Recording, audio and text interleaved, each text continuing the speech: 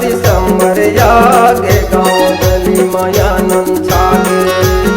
गुरु घासी बाबा के जयंती, गुरु घासी बाबा के जयंती सब भोला बड़ निक लागे। 18 दिसंबर आगे गाँव गली में मंगल छागे। 18 दिसंबर आगे गाँव गली में मंगल छागे।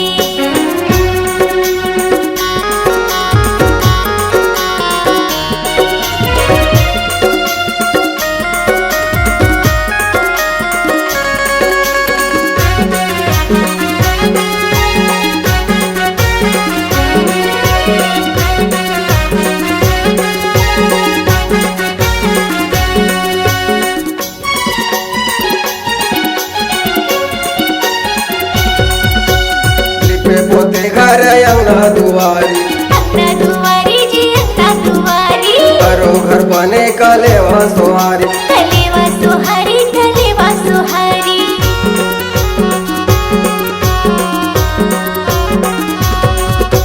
गाँव बस्ती के जुरे नर नारी, जुरे नरी नारी जुरे नरी नारी। भीड़ लगे हवा बहुत भारी, बहुत भारी जी बहुत भारी। चारों मुड़ा मस्तोर उड़त है, चारों मुड़ा मस्तोर उड़त है, तोरण पताका बंधागे। 18 दिसंबर आगे गाँव गली में मंगल छागे। 18 दिसंबर आगे गाँव गली में मंगल छागे।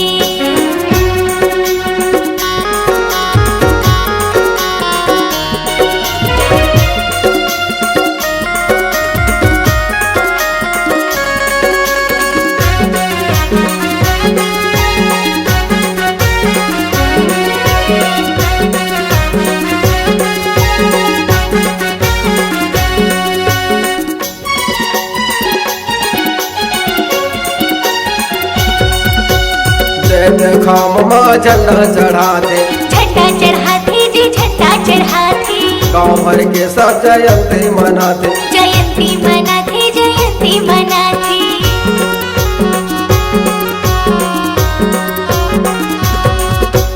आरती सजा के मनौती मनाते, मनौती मनाते मनौती मनाते। गुरु चरण माँ मात नवाते, मात नवाते जी मात नवाते।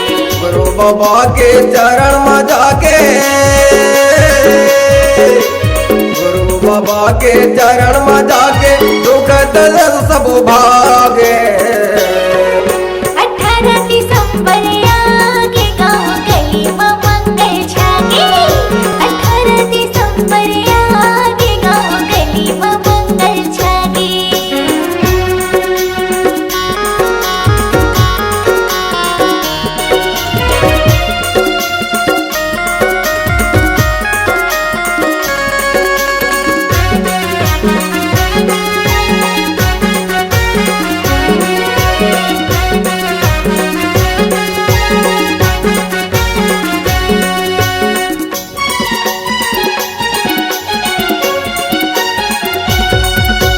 सादा के कुर्ता सादा के धोती, सादा की धोती जी सादा की धोती। अंग अंग चमके जसीरा मोती, जसीरा मोती जी जसीरा मोती।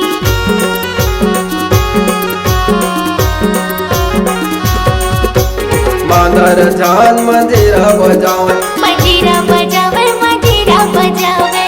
मिल के सब जयंती मनावे, जयंती मनावे जयंती मनावे। सतनाम के भजन करे माँ, सतनाम के भजन करे माँ, तोए मनुष्य तन जागे। 18 दिसंबर आगे गाँव गली में मंगल छागे। 18 दिसंबर आगे गाँव गली में मंगल छागे। गुरु घासी बाबा के जयंती, गुरु घासी बाबा के जयंती सब बोला पढ़ने के लागे। 18 दिसंबर आगे गाँव गली में मंगल छागे। 18 दिसंबर